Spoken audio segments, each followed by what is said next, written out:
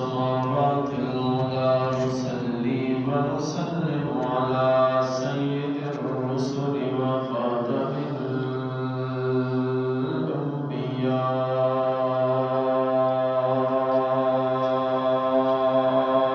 الأنبياء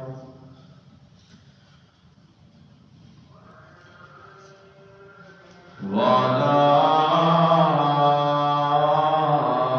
آله وأصحابه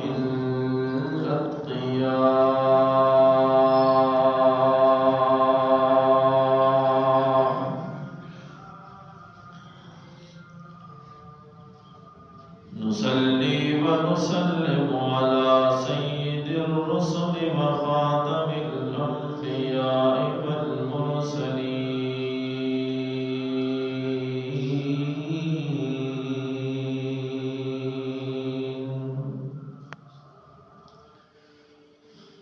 نشهد أن لا إله إلا الله وحده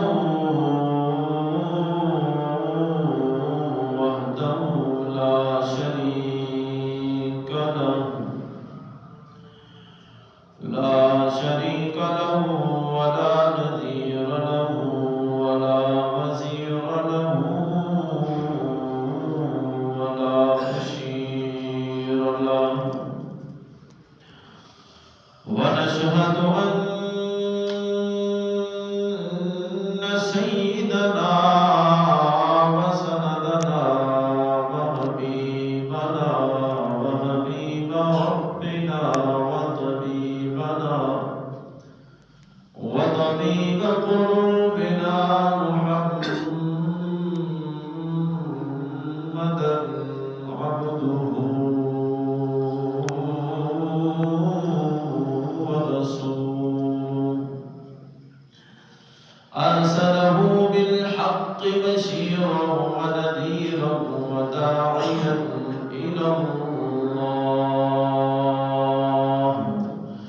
وداعيا إلى الله بإذنه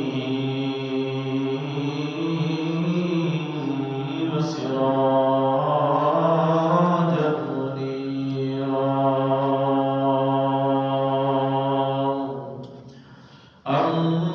أما بعد فأعوذ بالله من الشيطان الرجيم بسم الله الرحمن الرحيم وقال رجل مؤمن من آل فرعون يكتم إيمانه أتقتلون رجلا أن يقول ربي الله وقد جاءكم بالبينات من ربكم وإن يك كاذبا فعليه كذبه وإن يك صادقا يصبكم بعض الذي يعدكم إن الله لا يهدي من هو مسرف كذاب صدق الله مولانا العظيم وبلغنا رسوله النبي الكريم ونحن على ذلك لمن الشاهدين والشاكرين والحمد لله أولا وآخرا ظاهرا وباطنا والحمد لله رب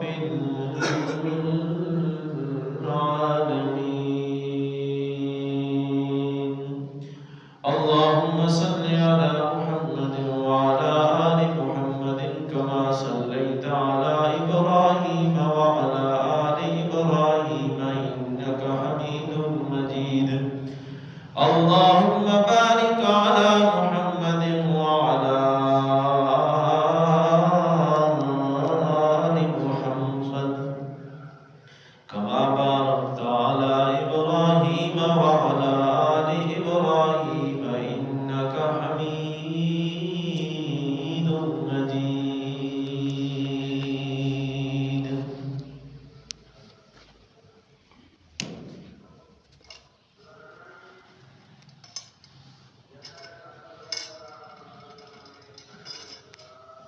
معزز حاضرین،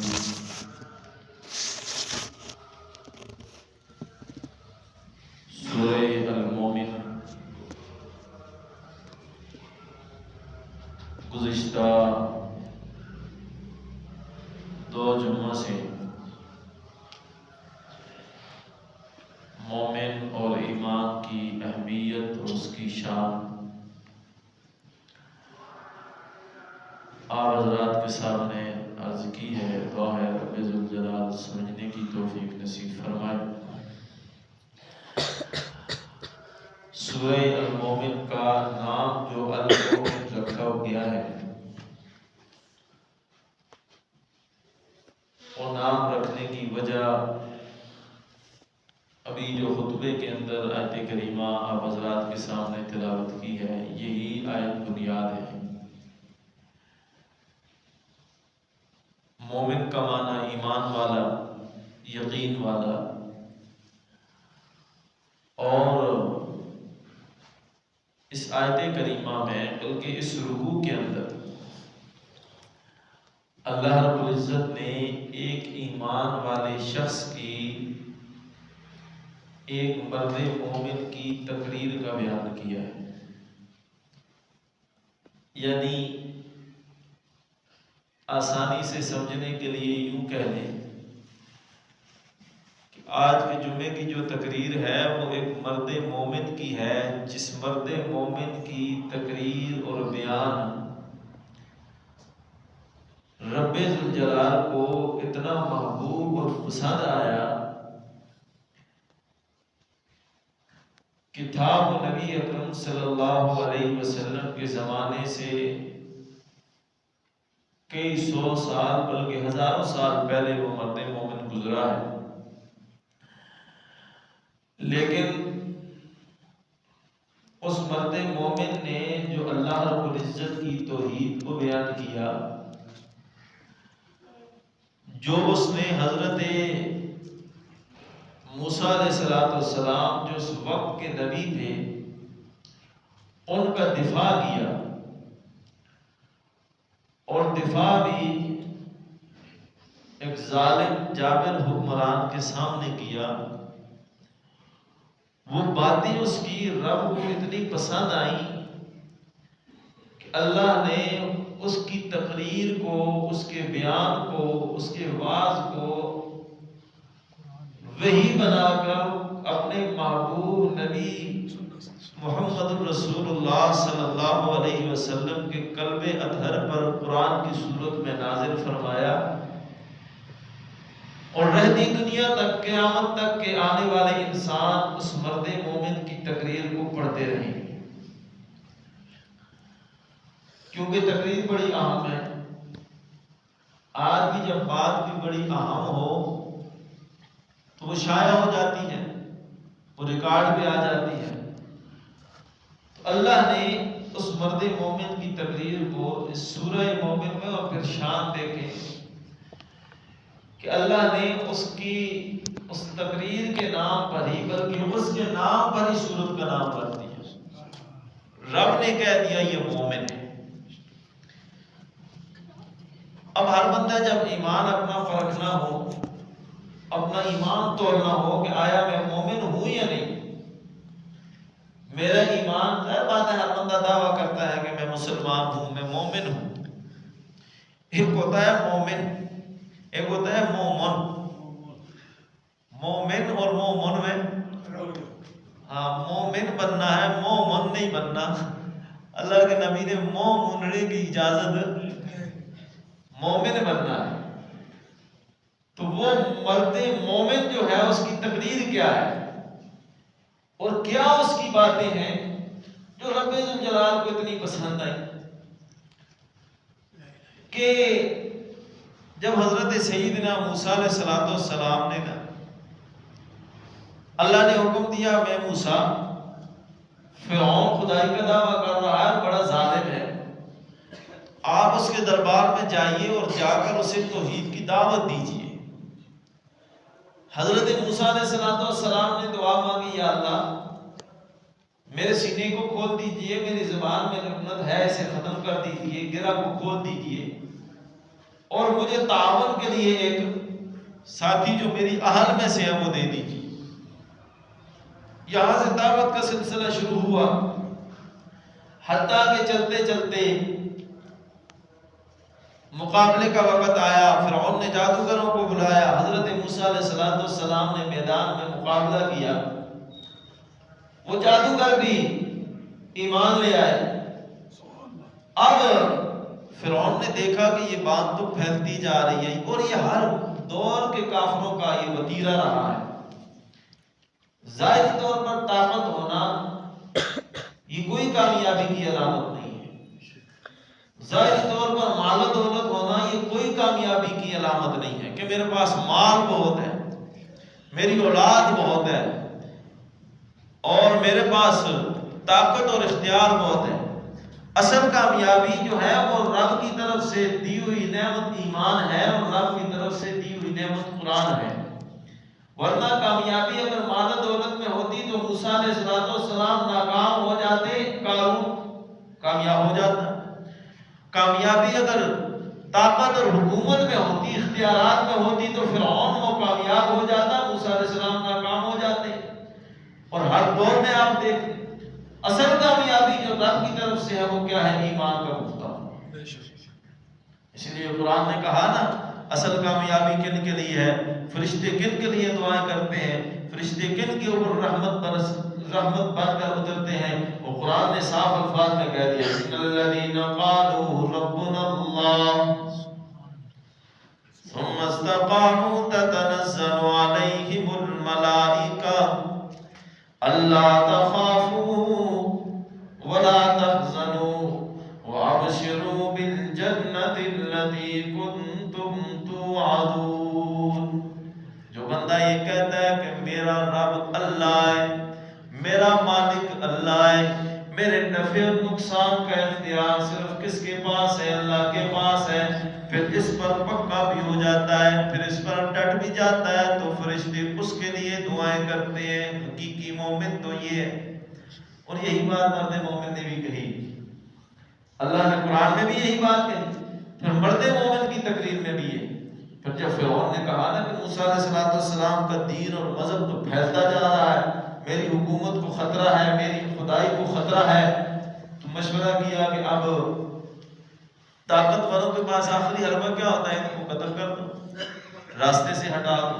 آج بھی یہی ہوتا رہا ہے، پچھلے دور میں علماء کو قتل کیا جا رہا ہے، یہی ہوتا رہا ہے۔ لیکن وہ جو قتل ہوئے، شہید ہوئے، وہ کامیاب ہو گئے، جو رہ گئے دنیا میں بھی ذلت آپ نے دیکھ لی، اور آخرت میں تو ہے ہی ناکامی ہی ناکامی ہے۔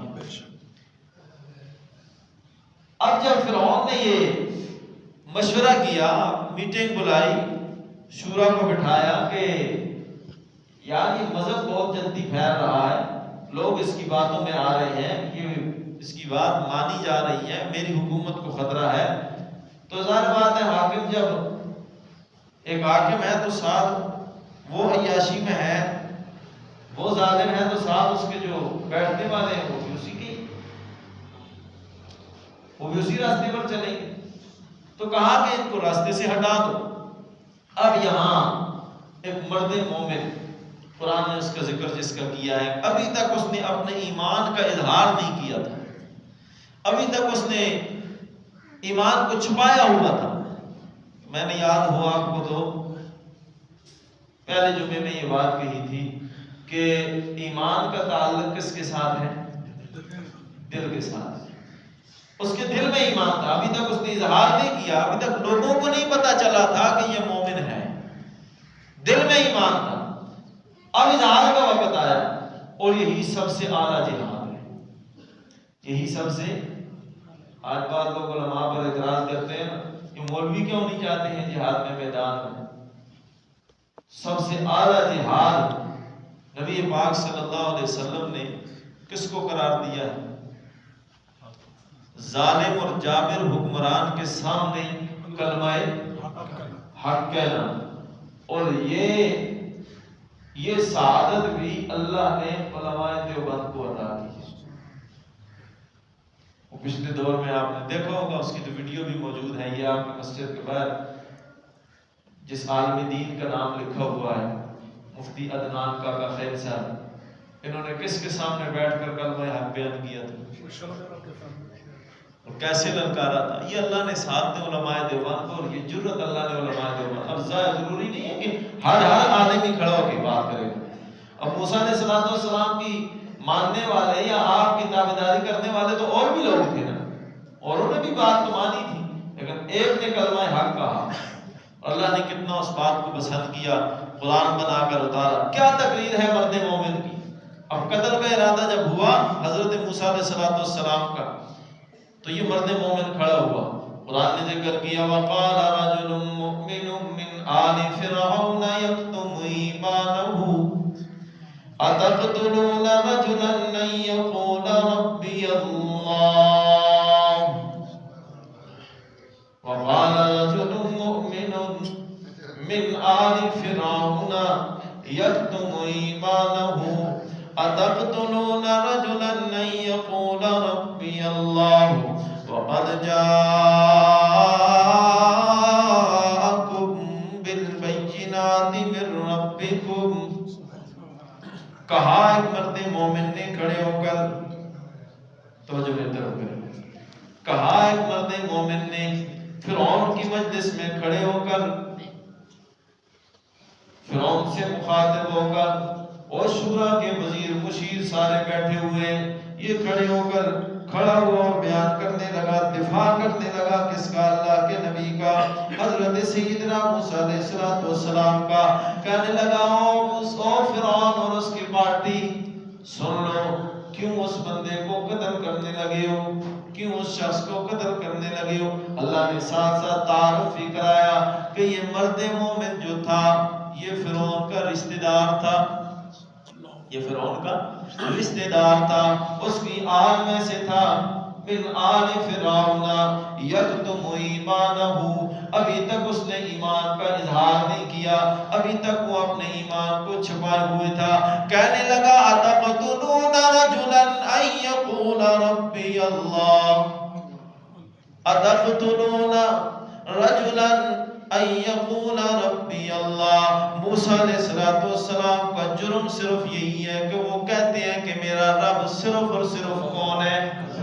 موسیٰ علیہ السلام کا جرم یہی ہے کہ وہ تمہیں دعوت دیتے ہیں، وہ تمہارے سامنے یہ اظہار کرتے ہیں کہ میرا مشکل کشا، میرا حاجت روا فرعون نہیں ہے، میرے اوپر اختیار فرعون کا نہیں ہے، بلکہ میرا حاجت روا بھی اللہ ہے، میرا مشکل کشا بھی اللہ ہے، سارے اختیارات کا مالک اللہ ہے، صرف اس بندے کا یہی قصور ہے کہ وہ تمہیں حق کی طرف دعوت دیتا ہے، اس لیے اس کو قتل کرنا چاہتے ہو۔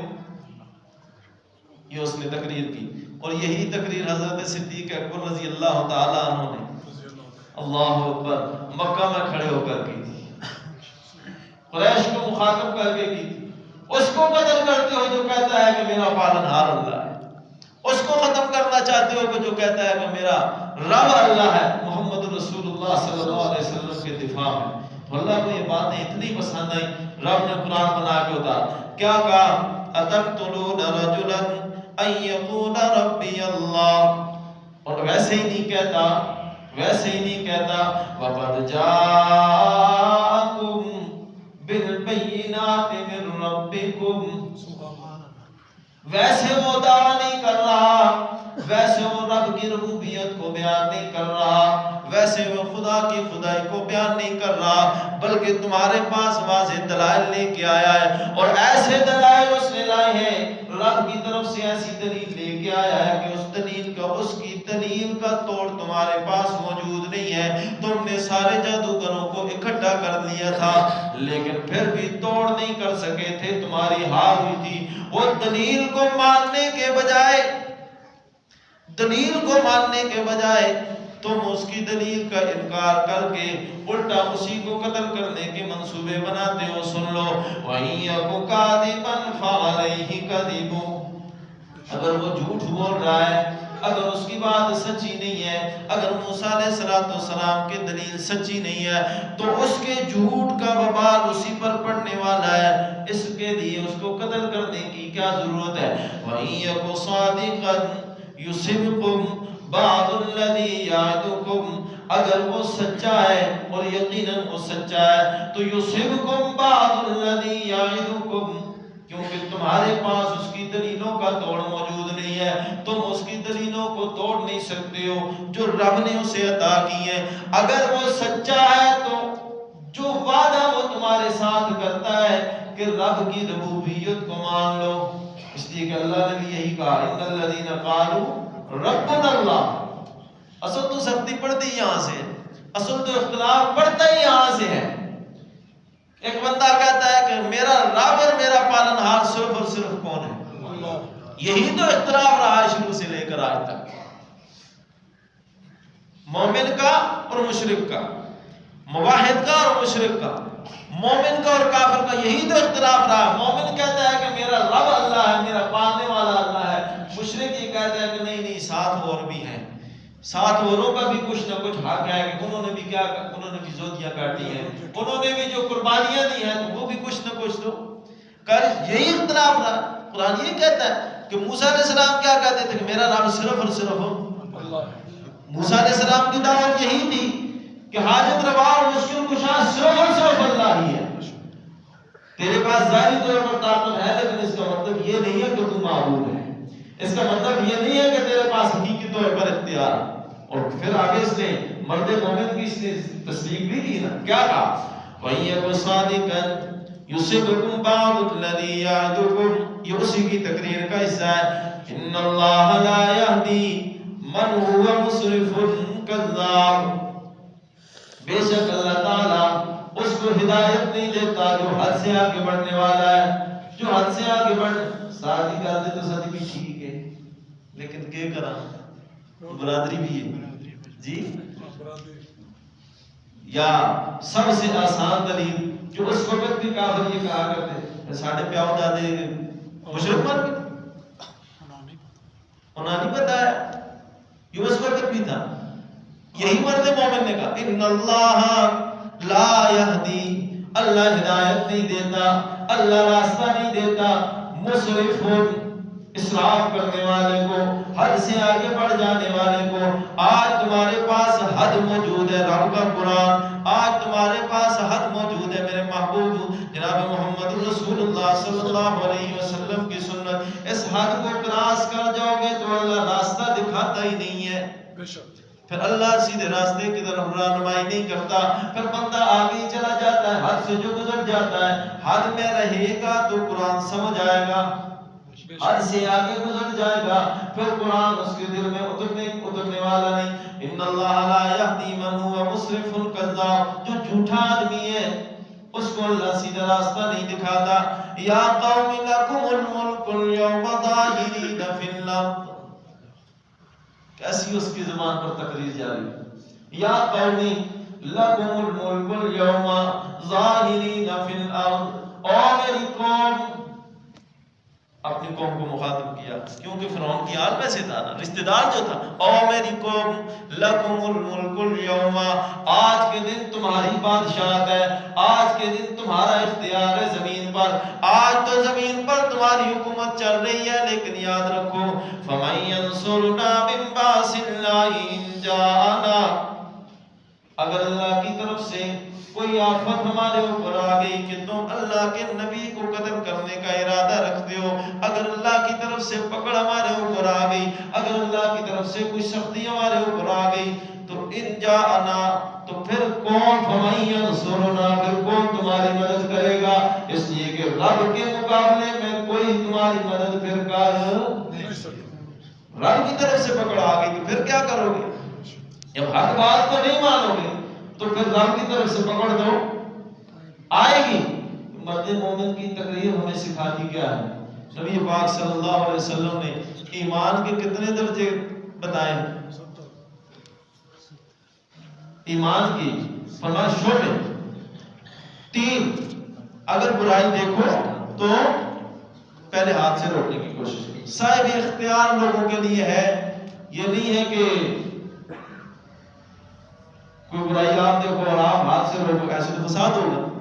یہ بات یاد رکھیں، یہ صاحب اختیار لوگوں کے لیے ہے کہ جس کے اگر آپ کے پاس اختیار ہے، گھر میں آپ کا بچہ اگر کوئی خلاف شریعت کام کر رہا ہے، شریعت نے حکم دیا کہ بچہ اگر 7 سال کا ہو جائے تو زبان سے کہو نماز کے لیے، 10 سال کا ہو جائے تو مار کے نماز کے لیے کہو، سزا دینے کا حکم ہے، تو آپ کرتے ہیں نا اس پہ حکم، اس بات میں عمل کرتے ہیں؟ بچوں کو کبھی نماز کے لیے کسی نے مارا ہے؟ اس لیے کہ ہمیں شریعت کی فکر نہیں ہے، ہمیں شریعت کی احکامات کا خیال نہیں ہے، کوئی اہمیت نہیں ہے نا ان چیزوں کی ہمارے یہاں۔ ورنہ حضور اکرم صلی اللہ علیہ وسلم تو امت کے لیے کتنی رحمت لے کر آئے۔ دوسری حدیث میں اللہ کے نبی ارشاد فرماتے ہیں کہ جو بندہ ہمارے بڑوں کا احترام نہیں کرتا اور ہمارے چھوٹوں پر شفقت نہیں کرتا وہ ہم میں سے ہے ہی نہیں ہے، وہ میری امت میں سے اپنے آپ کو نہ سمجھے۔ لیکن یہ آج جب اللہ کے حکم کی بات آئی، جب نماز کی بات آئی، شریعت کے حکم کی بات آئی، اللہ کے نبی نے کہا اگر بچہ 7 سال کا ہو جائے حکم کرو اسے سکھاؤ نماز، مسجد کو لے کر آؤ، وہ دیکھے گا دوسروں کو نماز پڑھتے ہوئے، اسے نماز کی عادت بن جائے گی۔ روکنا نہیں ہے مسجد سے بچوں کو، اور جب وہ بچہ 10 سال کا ہو جائے حالانکہ وہ ابھی تک غیر مکلف ہے، اگر وہ کوئی شرارت بھی کرتا ہے یا شریعت کے خلاف کام کرتا ہے تو اس پر پکڑ نہیں ہے، شریعت اسے گنہگار نہیں ٹھہراتی ہے۔ لیکن اللہ کے نبی کہتے ہیں کہ یہ نماز اتنا اہم مسئلہ ہے کہ اگر وہ خلاف شریعت کام کر رہا ہے، اگر وہ نماز کی طرف نہیں آ رہا تو پھر اسے سزا بھی دو، کیونکہ یہی بچے ہیں جو کل آنے والے مستقبل میں تمہارے بڑے بنیں گے، یہی آگے آئیں گے، ان کو مسجد کی طرف لاؤ، ان کو مسجد کا راستہ دکھاؤ۔ ابھی سے ان کی جو ہے نا وہ ٹریننگ ہوگی تو تب یہ مومن بنیں گے، ابھی سے یہ مسجد کا راستہ دیکھیں گے تو تب یہ مومن بنیں گے۔ تو یہ میں کہہ رہا ہوں کہ اللہ کے نبی کتنے شفیق ہیں، لیکن جب شریعت کا حکم آیا، جب مسئلے کی بات آئی تو کیا کہا کہ اگر 10 سال کا بچہ ہے، اگرچہ شریعت اسے رخصت دیتی ہے، اگرچہ اس کا گناہ نہیں لکھا جاتا، وہ کوئی غیر شرعی کام کرتا ہے تو وہ مکلف ہی نہیں ہے شریعت کے احکامات کا، لیکن نماز کا مسئلہ اتنا اہم ہے کہ کل 12 سال کی عمر میں، 13 سال کی عمر میں، 14 سال کی عمر میں یہ بچہ بالغ ہو جاتا ہے، جب اسے نماز اس پر فرض ہو جائے گی اور یہ مکلف بن جائے گا شریعت کے احکامات کا، تو پھر نہیں پڑھے گا تو پھر گنہگار ہو، اس لیے اسے پہلے سے عادت اس کی ہونی چاہیے۔ تو قرآن نے یہ کہا فَمَن يَنصُرُنَا مِن بَأْسِ اللَّهِ إِن جَاءَ، اگر اللہ کی طرف سے پکڑ آ گئی تو پھر ہماری مدد کون کرے گا؟ جب رب کی ربوبیت کا اقرار کرنے والے کو، جب موحدین کے خلاف دنیا ہو جائے گی، پروپیگنڈے کرنے لگ جائے گی تو پھر نقصان تو ہوگا، پھر اللہ کی طرف سے پکڑ تو آئے گی۔ پھر انہوں نے کیا کہا؟ جیسے آج کا سیاسی کہتے ہیں، وہی بات ہے، آپ دیکھ لیں، میں اپنی طرف سے بات نہیں کر رہا، فرعون کہتا ہے قال فرعون ما اریکم الا ما ارى وما اهدیکم الا سبیل الرشاد، اور میں تو تمہارے فائدے کے لیے کہتا ہوں، مجھے کیا ہے، میرا تو اپنا کچھ بھی نہیں ہے، میں تو، یہی بات ہوتی ہے نا۔ قال فرعون ما اریکم الا ما ارى، کہتا ہے کہ میں تو وہی بات سمجھاتا ہوں جو مجھے میری سمجھ میں آتی ہے، تم ابھی چھوٹے ہو، تمہیں سمجھ بوجھ نہیں ہے، مجھے تو یہی سمجھ آتی ہے کہ یہ تمہیں نقصان کی طرف لے جا رہا ہے، لہٰذا اس کو راستے سے ہٹا دیا جائے تاکہ تمہارے لیے نقصان کا باعث نہ بنے۔ وما اهدیکم الا سبیل، میں تو وہی راستہ دکھاتا ہوں جس میں تمہارے لیے کیا ہے، کامیابی ہے، تمہارا فائدہ اسی میں ہے۔ بہرحال تو وہی بات کی جو آج کل ہوتی ہے۔ بہرحال مرد مومن کی بات سے بات یہ سمجھ آئی، میں نے جس بات کی طرف اشارہ کیا وقت ختم ہے، کہ جب تمہارے سامنے کوئی غیر شرعی کام، یا تمہارے سامنے اپنی محفلوں میں بیٹھتے ہو نا تو لوگوں نے علماء پر، مولویوں پر لطیفے بنائے ہوئے ہیں، تو جب اپنی محفلوں میں کم از کم بیٹھو نا تو نبی کے ان وارثوں کے خلاف زبان استعمال ہو تو ان کا ساتھ نہ دیا کرو، کم از کم وہاں پر مرد مومن والا کردار ادا کیا۔ جو کسی مجلس میں، محفل میں علماء کی توہین ہو رہی ہو اور علماء کے خلاف پروپیگنڈا ہو رہا ہو، زبان درازی ہو رہی ہو، تو وہاں پر ذرا الفاظ سخت کر دوں، بات تو ٹھیک ہے قرآن کے مطابق ہے، جب اپنی مجلسوں میں نبی کے وارث کون ہیں؟ علماء ہیں، نبی کے وارثوں پر زبان درازی ہو رہی ہو یا ان پر لطیفے بن رہے ہوں تو پھر وہاں پر فرعونیوں والا کردار نہیں، مرد مومن والا کردار ہونا چاہیے. وہاں پر پھر دفاع ہونا چاہیے کہ جیسے مرد مومن نے کھڑے ہو کر اس کا دفاع کیا تھا جو یہ کہتا تھا کہ میرا رب اللہ ہے. علماء بھی تمہیں یہی دعوت دیتے ہیں، دنیا والوں دنیا کی امیدوں سے ہٹ کر، ظاہری امیدوں سے ہٹ کر ایک رب کے ساتھ اپنی امیدیں لگا لو، یہی تمہاری کامیابی ہے. اللہ رب العزت ہمیں سمجھ کے اور عمل کی توفیق نصیب فرمائے. وآخر دعوانا